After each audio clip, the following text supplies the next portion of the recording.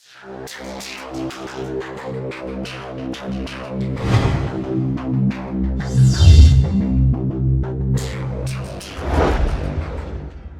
2024년 1월 18일 이정훈입니다. 오늘 윤석열 대통령이 전라북도 특별자치도 출범 행사장에서 강성희 의원한테 약간의 뭐가 있었죠. 그래서 강성희 의원을 경호처 요원들이 제지를 했습니다. 이런 사건에 대해서 어떻게 봐야 될까요? 강성희 의원은 전북 도민의 직언을 받아주지 않느냐라고 주장을 하는데, 제 의견은 전라북도에서 강성희 의원을 이번 총선에서 알아서 처리하라. 네, 이겁니다. 알아서 처리하십시오. 강성희 사건을 자세히 보니까 그건 직언도 아니고 이것도 저것도 아닙니다.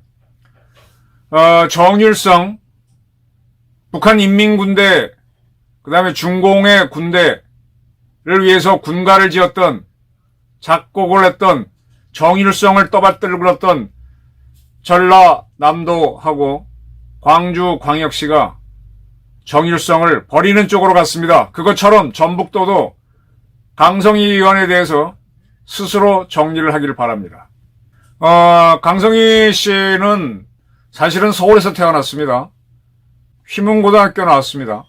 그런데 대학은 서울에 있는 대학을 못 가고 외국어대학교 용인 캠퍼스를 나왔습니다. 저희 때는 분교라 그랬는데 요즘 뭐라고 하는지 모르겠네요.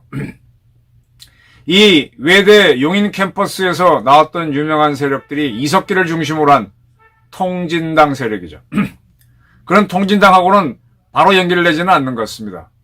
그런 대학을 졸업하고 현대자동차 전주공장에서 비정규직 노조 활동을 했습니다.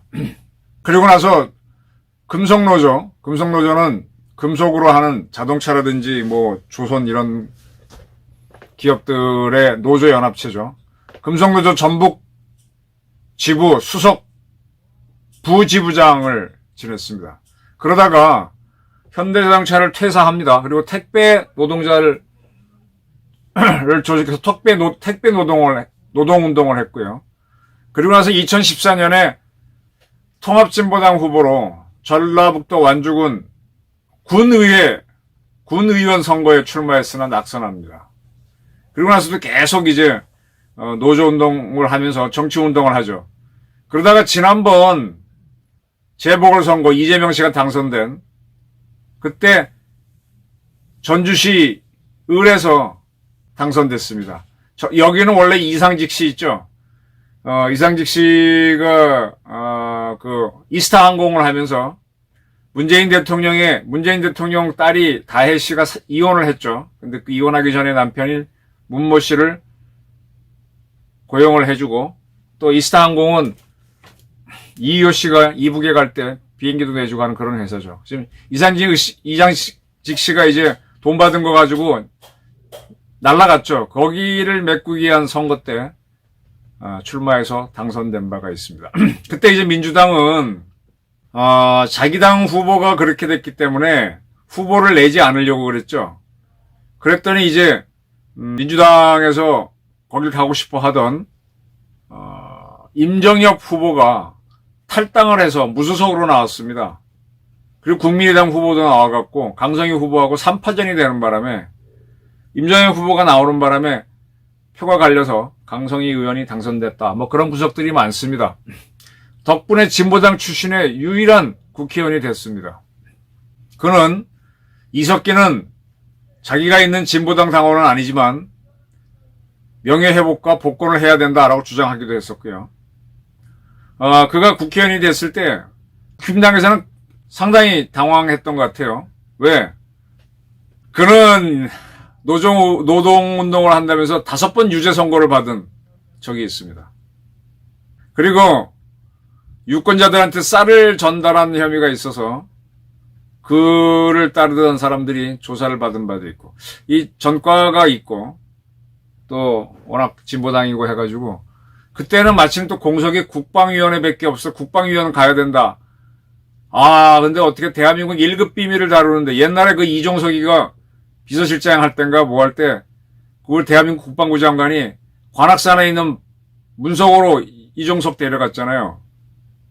문서고가 뭔가 하면은 사당동에서, 서울 사당동에서 과천 넘어가면 그 남태령 고개 있죠. 가다 보면 오른쪽에 수도방위 사령부라고 있습니다. 수도방위 사령부 뒤에 있는 산이 관악산 쪽인데, 거기에 이제 지하에 군시설이 있죠. 북한이 핵전쟁을 도발하거나 그러면은 용산에도 벙커가 있지만은 용산보다가는 대통령을 포함한 모든 사람들이 그 관악산 벙커에 들어가서 전쟁을 합니다. 그게 이제 와해가 되면은 계룡대, 논산에 있는, 계룡산에 있는 벙커에 또 들어가는 거죠. 그래서 대한민국 군들은 관악산 벙커에 들어가고 미군은 청계산 벙커에 들어갑니다. 등산 좋아하시는 분들 봄철이나 이렇게 청계산 등산하다 보면은 정상 부분 도로가 딱 되어 있는데 거기 미군 부대들이 올라와서 파라볼라 안테나 키우고 이렇게 있는 거 볼 수 있을 겁니다. 그때가 대개 이제 뭐 을지 훈련하거나 뭐 그럴 때인데, 네, 항상 훈련을 합니다.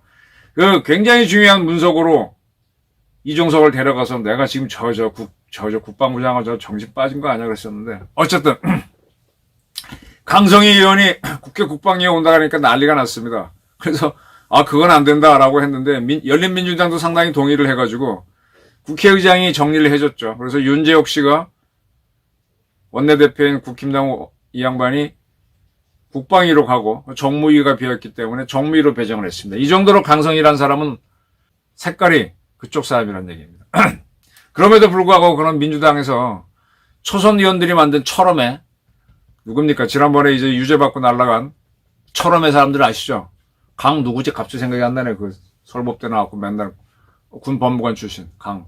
그런 사람들이 만드는데 같이 가입하고 그랬습니다. 네.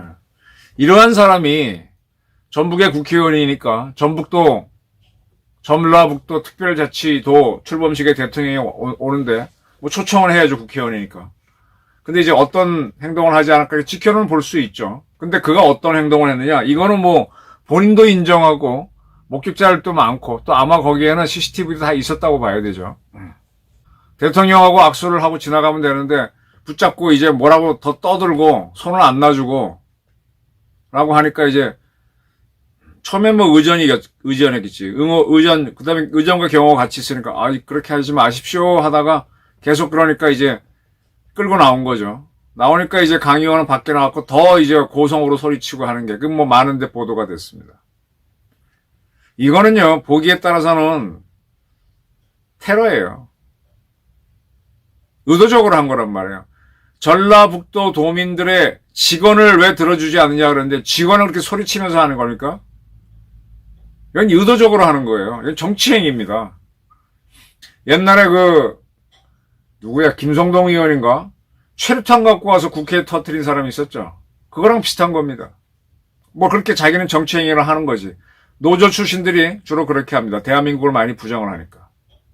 자, 이러한 강 의원에 대해서 이제 이 양반이 지금 이재명한테 이제 많이 좀 붙는 모습을 보여요. 초롬이랑도 붙고 이제 뭐 어쩌고 이재명 위해서 뛰기도 하는데, 지난번 재선거 때는 민주당이 후보를 안 냈기 때문이고, 이번에는 다르죠.